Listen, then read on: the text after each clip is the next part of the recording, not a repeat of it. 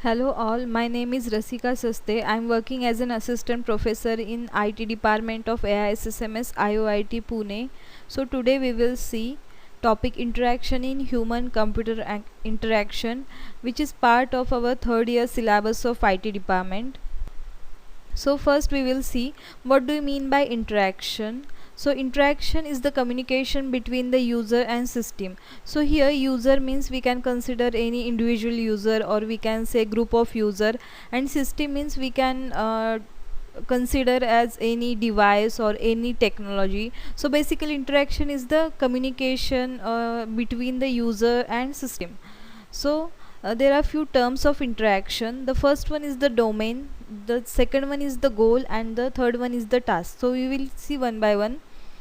The domain is the area of work under the study. So here we will take one example, that is machine learning. So we can say that machine learning is the area of work we can consider to for any invention or for any kind of research. So we can say we have to perform, or we want to perform some task in the machine learning domain. Then the next one is the goal, means what do you want to achieve. We need to finalize this goal first, and then we will see how to achieve that goal.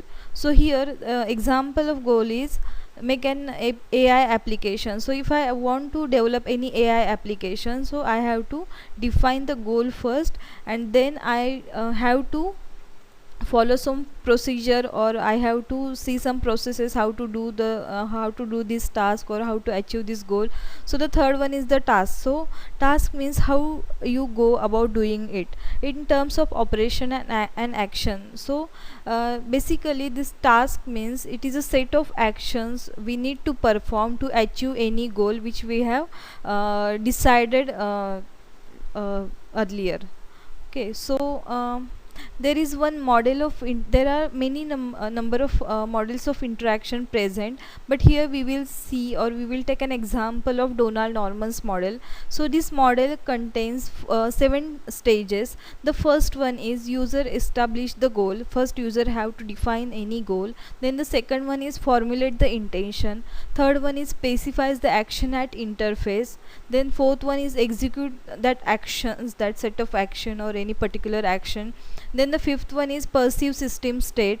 Then the sixth one is interpret system state. And then seventh one is the evaluate system state with respect to goal. So we will take one example, and we will see how all these 7 stages work with an example. Okay, so here we will take one example. Okay, so the example is, suppose I want to delete an unwanted emails from my inbox. Okay, so the first one is I have to formulate the goal. I need any I need a trigger. Okay, so the trigger is I want to get rid of unnecessary emails from my inbox. So I have to formulate the goal. The goal is I want to delete emails. Okay, then the next stage is I need to formulate the intention. Okay, so long press or press the empty circle. There are few number of actions we can consider to achieve that goal. So first I need to list out the actions. Okay, then the next one is I have to specify the action and interface. Okay, so can I press a delete button, or how to get this icon disable or enable.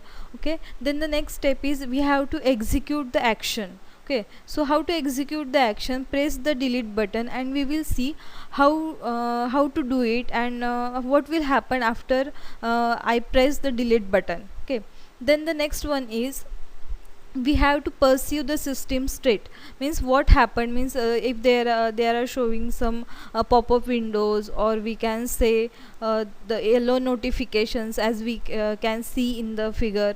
Okay, so we have to first achieve, or we have to see the system state. Then we need to interpret the system state. Okay, means what this notification means, we need to understand this first, and then we can conclude something. Okay, so the last one is evaluate the system state with respect to goal. Means we need to find out, or we need to check whether our goal is satisfied, whether we reach to that particular goal or not. Okay, if we are if okay Thank you.